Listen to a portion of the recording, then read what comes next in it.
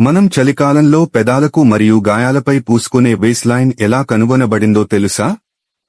Robert చెస్బ్రో అనే యువ రసాయన శాస్త్రవేత్త పెన్సిల్వేనియాలో ఉండే టైటస్విల్లే పట్టణంలోని ఒక బొగ్గు కర్మాగారంలో పనిచేస్తున్నప్పుడు అక్కడ ఉండే కార్మికులు డ్రిల్లింగ్ పరికరాలకు అంటుకునే ఒక మైనుపు పదార్థం గురించి ఫిర్యాదు చేశారు.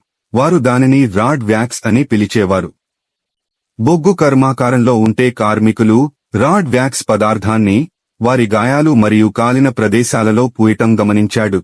ఇది వారి గాయాలను వేగంగా నయం చేస్తుందని గమనించిన రాబర్ట్ చెస్బ్రో రాడ్ వ్యాక్సీ నమూనాను ప్రయోగశాలలో వారాల తరబడి పరిశీలించి అందులోని మలినాలను తొలగించి ఒక పారదర్శక జెల్లిని తయారు చేశాడు.